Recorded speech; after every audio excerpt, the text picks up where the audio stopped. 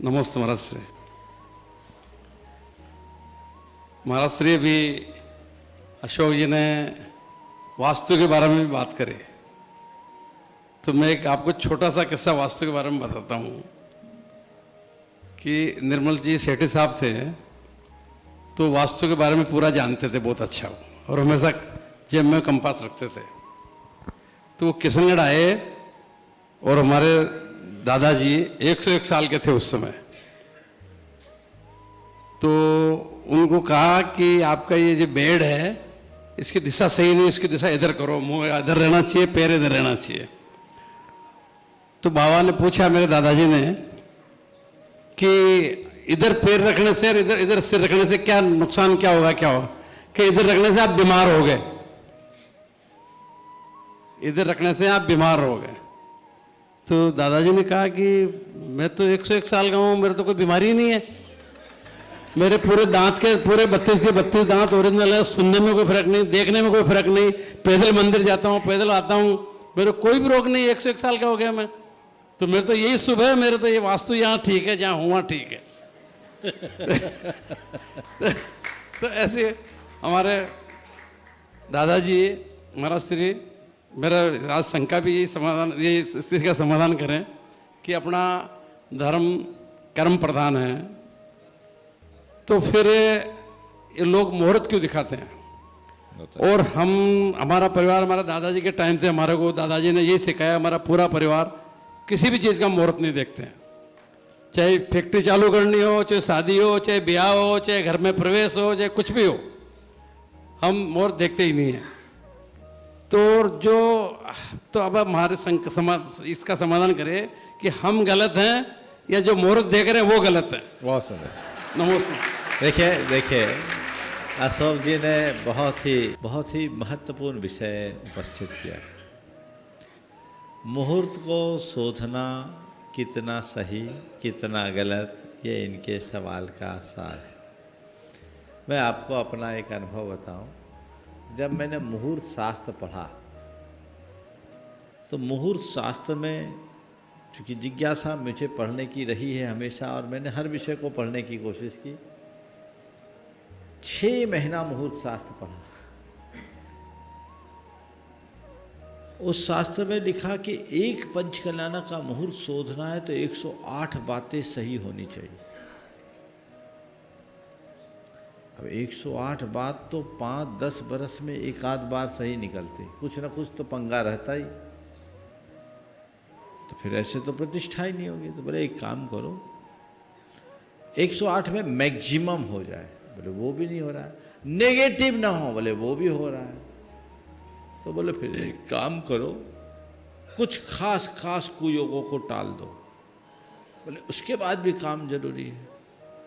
तो बोले एक काम कर लो, लग्न बल देख लो।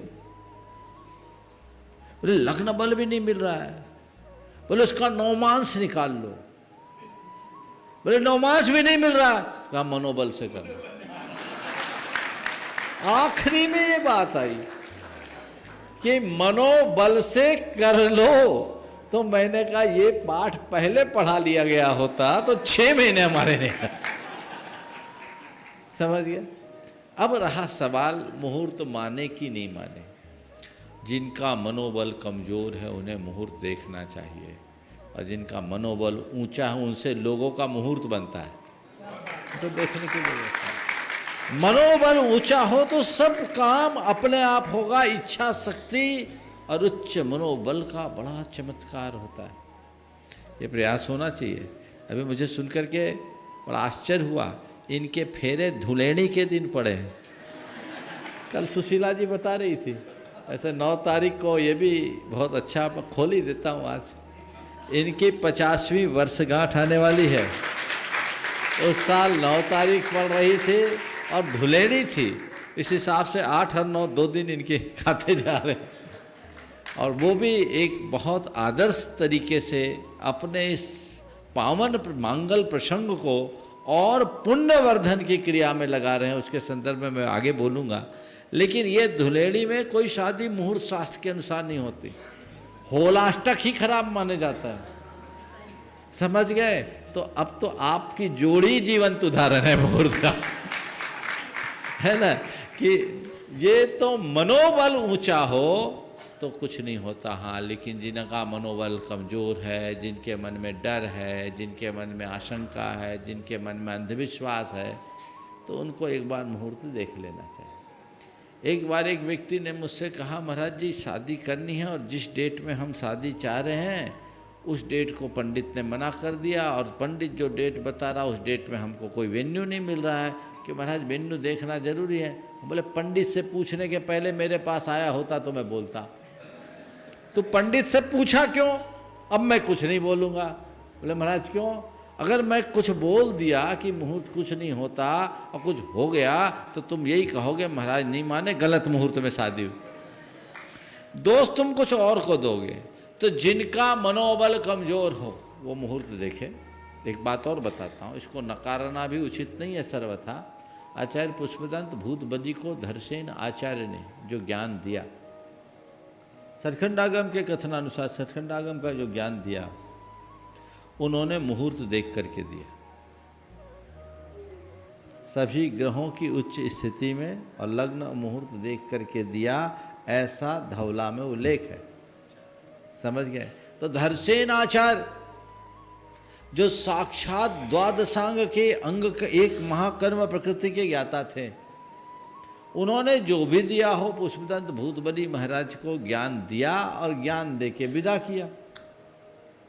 तो उनकी परीक्षा भी की पहले। तो ऐसा उल्लेख मिलता है, और ऐसा भी उल्लेख मिलता है योनि पहाड़ नाम का उनका एक ग्रंथ भी था जो आज लुप्त हो गया धरसेन आचार्य का। तो खैर जो भी है, मैं पुनः आपकी बात का उत्तर एक पंक्ति में कहूँगा कि मनोबल के आगे किसी मुहूर्त की ज़रूरत नहीं है।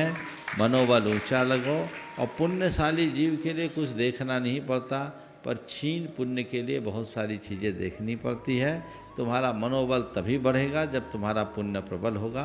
रास्ता निकाल लोगे, उसी रास्ते को देख करके चलना चाहिए। नहीं तो मुहूर्तों को ले करके तो इतने इतने बहम है कि मत पूछो। और कुछ लोग बहुत बहमी होते हैं, है ना, कि हम ऐसा नहीं करेंगे, ऐसा नहीं करेंगे। अब कोलकाता में कई लोग मंगलवार को प्रवेश नहीं करना चाहते, अभी भी पल रहे हैं ना। हाँ, नहीं है, वो लोग गंगा पार नहीं करना है मंगलवार को, जाएंगे तो हम पहले चले जाए, मंगलवार ही बोलते हैं ना। हाँ, अब वो एक बहम है, जबकि इतनी गाड़ियाँ आ रही जा रही है, सब कुछ हो रहा है, लेकिन है तो इसका कोई उपाय नहीं।